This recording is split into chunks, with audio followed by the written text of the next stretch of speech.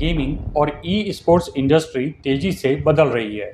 कुछ साल पहले तक गेमिंग को केवल मनोरंजन माना जाता था, लेकिन अब यह एक प्रोफेशनल इकोसिस्टम बन चुका है। Competitive esport tournaments, streaming culture, gaming creators, PC gaming cafes और ई स्पोर्ट्स ऑर्गेनाइजेशन की बढ़ती पॉपुलैरिटी ने गेमिंग हार्डवेयर मार्केट को भी पूरी तरीके से बदलना शुरू कर दिया है। अब कंपनियां हर गेमर के लिए एक जैसा प्रोडक्ट बनाने के बजाय अलग अलग ज़रूरतों के हिसाब से स्पेशलाइज्ड डिवाइसेस तैयार कर रही हैं। इसी बदलाव का बड़ा उदाहरण अब BenQ की नई रणनीति में देखने को मिला है। अगर आप BenQ नाम पहली बार सुन रहे हैं तो आसान भाषा में समझिए कि BenQ एक ताइवान इलेक्ट्रॉनिक्स कंपनी है जो monitors, gaming displays, projectors, smart classroom technology और प्रोफेशनल डिस्प्ले प्रोडक्ट्स बनाती है। यह कंपनी खास तौर पर gaming monitors, colour accurate creator displays और ई स्पोर्ट्स फोकस्ड स्क्रीन्स के लिए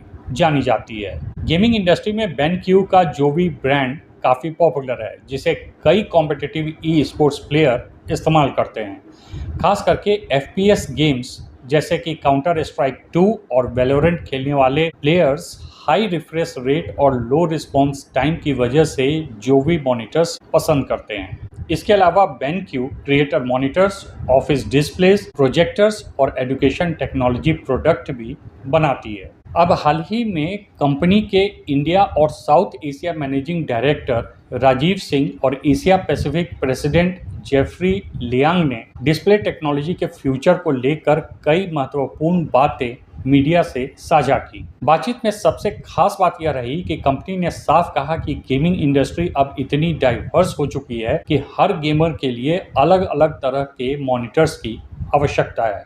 यह बयान एक साधारण बयान नहीं है, क्योंकि यह दिखाती है कि ई स्पोर्ट्स और गेमिंग मार्केट अब हार्डवेयर इंडस्ट्री को भी प्रभावित करने लगा है। BenQ के अनुसार कॉम्पिटिटिव ई स्पोर्ट्स प्लेयर्स और AAA गेमर्स की ज़रूरतें पूरी तरीके से अलग होती हैं। उदाहरण के लिए, अगर कोई player Valorant, counter strike, apex legends या BGMI जैसे कॉम्पिटिटिव टाइटल्स खेलता है तो उसके लिए स्पीड सबसे महत्वपूर्ण होती है।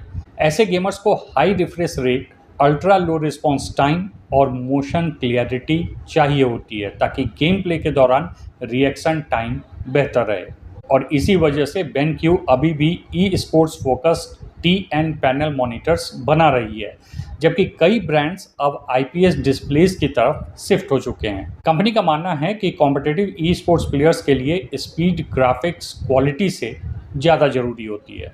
दूसरी तरफ AAA gamers, story based games और इमर्सिव गेमिंग पसंद करने वाले users graphics quality, HDR, better colours और सिनेमैटिक एक्सपीरियंस को ज़्यादा महत्व देते हैं। आपको बता दें कि AAA गेम्स ऐसे बड़े बजट वीडियो गेम्स होते हैं जिन्हें बड़ी गेमिंग कंपनीज कई सालों की मेहनत और भारी इन्वेस्टमेंट के साथ बनाती है। इन गेम्स में realistic graphics, cinematic story, advanced animation, open world experience और हाई क्वालिटी साउंड डिज़ाइन पर काफ़ी फोकस किया जाता है। इन्हें गेमिंग इंडस्ट्री की ब्लॉकबस्टर मूवीज़ भी कहा जाता है। Grand theft auto V, red dead redemption 2 और साइबरपंक 2077 जैसे गेम्स AAA कैटेगरी में आते हैं। ऐसे गेम्स खेलने वाले यूजर्स आमतौर पर ग्राफिक्स क्वालिटी, इमर्सन, HDR और विजुअल एक्सपीरियंस को ज़्यादा महत्व देते हैं, जबकि कॉम्पिटिटिव ई स्पोर्ट्स गेमर्स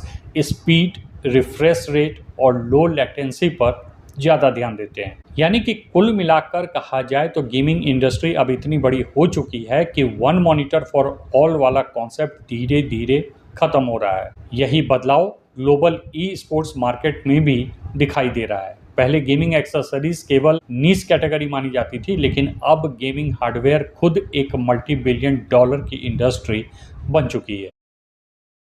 इस खबर का दूसरा बड़ा पहलू क्रिएटर इकोनॉमी से भी जुड़ा हुआ है। आज गेमिंग इंडस्ट्री केवल प्लेयर्स तक सीमित नहीं रही है, इसके आसपास streaming, editing, esports production, soundcasting, VFX और कंटेंट क्रिएशन का पूरा इकोसिस्टम खड़ा हो चुका है। YouTubers, Twitch streamers, esports commentators और गेमिंग एडिटर्स को भी हाई क्वालिटी डिस्प्लेस की ज़रूरत होती है।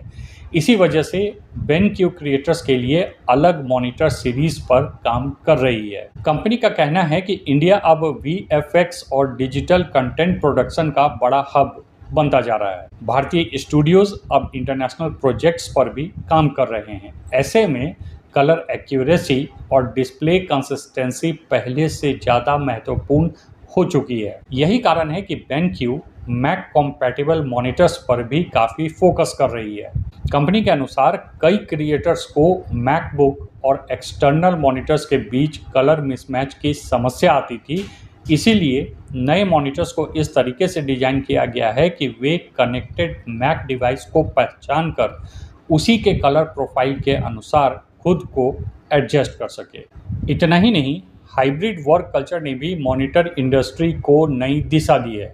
कोविड के बाद कई कंपनीज परमानेंट हाइब्रिड मॉडल पर शिफ्ट हो चुकी है। अब लोग घर और ऑफिस दोनों जगह बेटर सेटअप चाहते हैं। लंबे समय तक लैपटॉप स्क्रीन पर काम करना मुश्किल होता है, इसीलिए एंटरप्राइजेज एक्सटर्नल मॉनिटर्स में इन्वेस्टमेंट बढ़ा रहे हैं। और यही कारण है कि BenQ का मानना है कि आने वाले समय में इंटरप्राइज और गेमिंग दोनों सेगमेंट्स डिस्प्ले इंडस्ट्री को आगे बढ़ाएंगे। इस पूरी खबर का बड़ा संकेत यही है कि गेमिंग अब केवल इंटरटेनमेंट भर नहीं रह गया है। यह अब technology, creator economy, streaming, enterprise productivity और डिजिटल मीडिया का हिस्सा बन चुका है। और शायद इसी वजह से अब मॉनिटर कंपनीज भी गेमिंग को केवल एक्स्ट्रा फीचर नहीं बल्कि फ्यूचर इंडस्ट्री के रूप में देखने लगी है।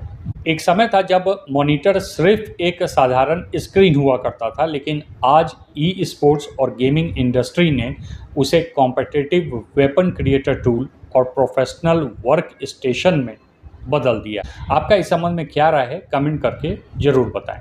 Thanks for watching.